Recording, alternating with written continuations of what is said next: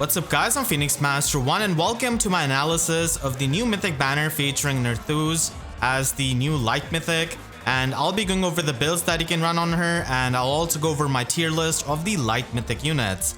Before I begin, I want to thank the sponsor of this video, Honkai Star Rail. It's a new free-to-play multi-platform space fantasy RPG game from the makers of Genshin Impact and Hoyoverse. And Honkai Star Rail features a space fantasy world that is awaiting exploration and discovery. You'll be boarding Astral Express to get to know many characters with compelling backstories, and with them you can experience many beautiful and interesting worlds where you can solve the puzzles and mysteries and the sci-fi conflicts to explore the story. The gameplay is turn-based and it's easy to pick up while still having a learning curve for its battle mechanics and system. The strategic element to its gameplay with the shifting enemies, environments, and different ways of building teams can definitely allow for experimentation with many strategies. The game has incredible music and graphics and a lot of carefully crafted cutscenes which are going to immerse you in its universe. And Honkai Star Rail is out right now, so you can check out my pinned comment and the link in the description to download the game today and begin your astral journey. And with that said, let's get back to the video. So Nerthuz is a blue cavalry beast who can boost up the speed of your light blessed allies, and she's going to be functioning mainly in the GALEFORCE teams, as you'll see. So she does have her weapon, Horn of the Land, which they're going to be showing here. They also show her stats. Her stats are same as the story, so we can already know the full stat line and know that she's going to be having an attack super boon. So Horn of the Land does give you -1 special cooldown. And at start of combat, if her HP is at or above 25%, then she can get +X to all of her stats, and this X depends on the maximum special cooldown count, multiplied by 2 and then added by 5. So if you're going to be running GALEFORCE, then she pretty much gets +13 to all of her stats in the combat, which is definitely really good. And then she can get special cooldown charge +1 per attack. This is both on your hits and the enemy's attacks. So this makes it pretty easy for her to trigger GALEFORCE without relying on Flashing Blade or Heavy Blade checks. Of course, Cavaliers cannot even have access to Flashing Blade.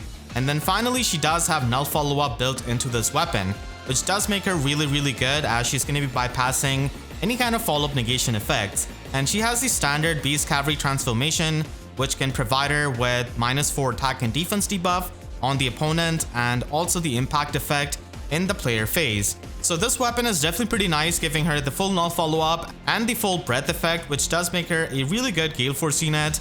And then she has got GALEFORCE Attack Speed Clash 4 in her base kit, and also her preferred slot B skill, Fruit of Life. So we were shown a bit of this skill in the FEH channel, but now we know what it fully does.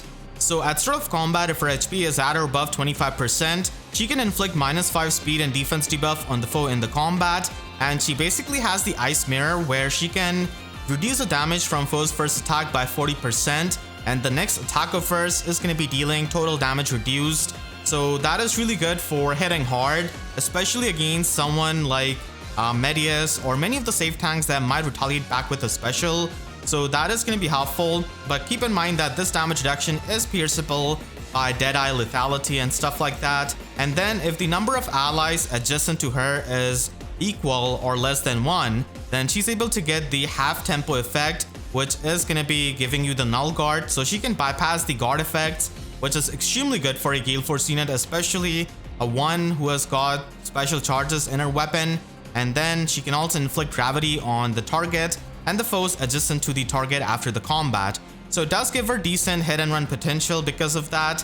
And then she has got a new skill in Alarm Attack Speed. So this is basically a much better version of the Rouse skill, which has a lot generous conditions, and it is going to be much better than the Rouse 4 skills. So at start of turn, if the number of allies adjacent to unit is less than equal to 2, then you can get +6 attack and speed, and also Canto 1 for 1 turn. If the number of allies adjacent to unit is 1 or less than 1, then you can get +3 additional attack and speed in the combat. So kind of works like the Oath Force skill pretty much, where you get the extra attack and speed. So this is honestly such a good upgrade from the Rouse skills, and because Nerthuz cannot have access to the Neotrace skill in the slot B, this is going to be pretty nice for giving her the Canto 1, and its conditions are actually pretty flexible, so even the infantry units are going to be able to make use of Alarm Attack Speed just to get that Canto 1, so it is going to be a really solid skill, but it is going to be present on a mythic unit, so certainly it is going to be pretty expensive. So overall, Nerthuz is an amazing GALEFORCE initiator for Aether8's offense, and she can basically fall into the Wings of Mercy range by taking damage and then allowing her Wings of Mercy allies to teleport in, make for a good GALEFORCE team composition. And we do have Asker in the light season who can further pulse down her GALEFORCE to 3 cooldown, and then you can even run Quicken Pulse to have a 2 cooldown special, so that if you're facing something like a cav line, you can basically go in, get the GALEFORCE off, and also trigger the gravity effect on them and just retreat with the Canto 1. So she could be used that way as well, but mainly she's going to be used as a GALEFORCE initiator, and she is really good at that job because she's got the half tempo effect, which is offensive in nature. She's got the full null follow-up, she's got the special charges, and she also has a damage reduction to survive the hits of the enemies. And because of the impact effect that she's going to be having in the player phase, she's not really getting doubled by really anyone, and she's going to be extremely fast. So definitely a pretty nice unit, but I wouldn't really say that she is meta influential like Embla or like Peony or Asker. I would say she is going to be mainly useful for the GALEFORCE teams and good unit for cleanup and for the pot collection, because other than that, she doesn't really provide anything else to your team. She has no support basically, and she's a pure combat mythic. So usually those do tend to age a bit worse than the units who do provide some kind of support. So that's the thing with Nerthuz. She is good at what she does, but still she is a pure combat mythic unit, and you will have to make a team around her basically as the GALEFORCE initiator. So if you're going to be building her up, then you can run the Clash skill, but I would say that Double Fury build is going to be a lot better so that you can fall into the Wings of Mercy range, even though she does have the HP condition on her Fruit of Life and also her preferred weapon. Double Fury is just better, and it's a lot more reliable because in 2 combats, you're going to be in the Wings of Mercy range of your GALEFORCE allies, which is really good for an initiator. And then you can also run some support skills on her if you are going to be using her on a different team than a GALEFORCE team. And at high investment and max investment, she can definitely try and function with Speed Smoke 4, which can give her even more damage reduction, but Alarm, Attack, and Speed is definitely pretty nice for giving her the Canto. And for the Sacred Seal, Attack Speed Solo does work fine, because for the Sacred Seal, Attack Speed Solo can work out because she does have a bit of a, solo playstyle, and usually she is going to be away from her allies, so that can work out. But Fury is going to be really good with Fury 4 just to get into the Wings of Mercy range. And again, Quicken Pulse is actually pretty nice with Asker, so that she can have 2 cooldown GALEFORCE. So that could be useful against some team compositions. And her fodder is definitely really good because you can get Drow's Attack Speed 3 from Hans in the Grail Pool. And if you do have some extra 4-star newer Pain, then you can basically have the version 3 of the Clash skill. So you can get both Attack Speed Clash 4 and Alarm Attack Speed at the same time. And she's good at her role, but definitely not like an insane mythic unit, I would say. So now let's go over my Light Mythic tier list and see where she ranks.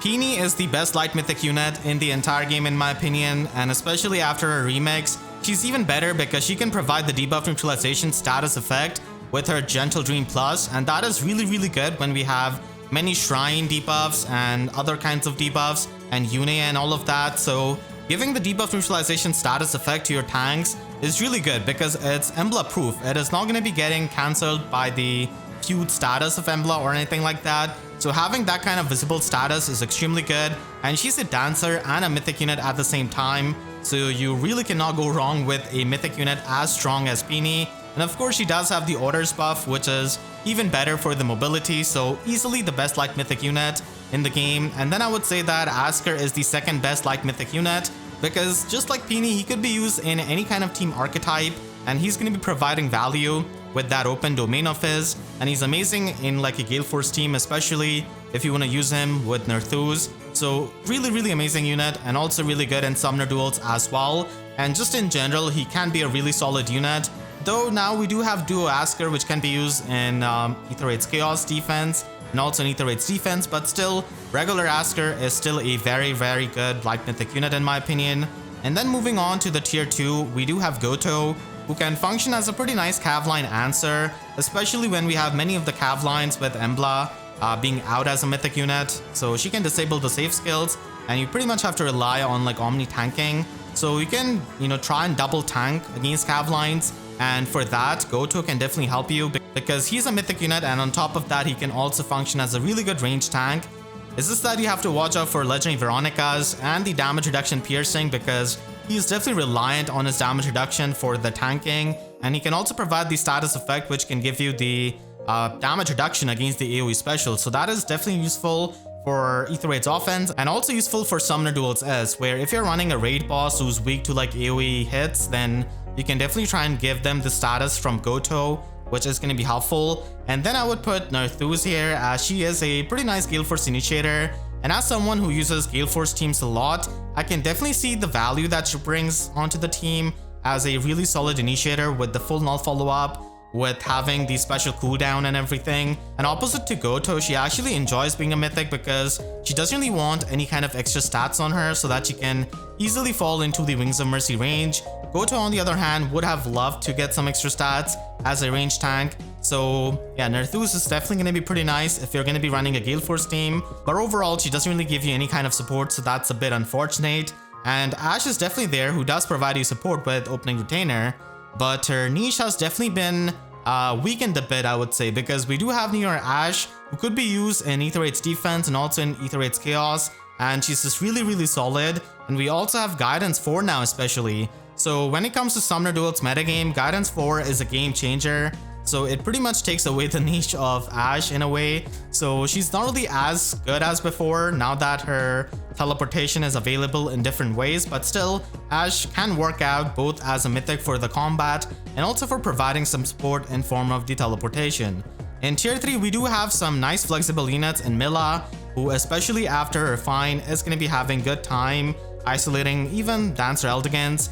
And she can definitely take on some enemies' heads if you're trying to collect the pot, so Mila can be a nice unit for many team comms. And then we do have Uller, who is a really solid nuke, and it's just gonna be a pure combat mythic, similar to Nerthuz, but many times Uller could be stopped by many of the Farseer tanks, but still overall she's gonna be a very solid nuke.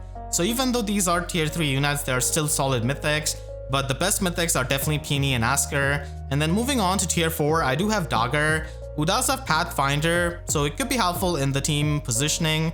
She doesn't really excel too much for the support or the combat, and when it comes to Summoner Duels, Node is kind of better for the Pathfinder because of her bulk and the damage reduction. And we also have Air, and as someone who does have a plus in Air, I can definitely say with confidence that she's ranked here appropriately. Unfortunately, Air doesn't really do too much. She can definitely clean off some units after her weapon refine, but that's pretty much it.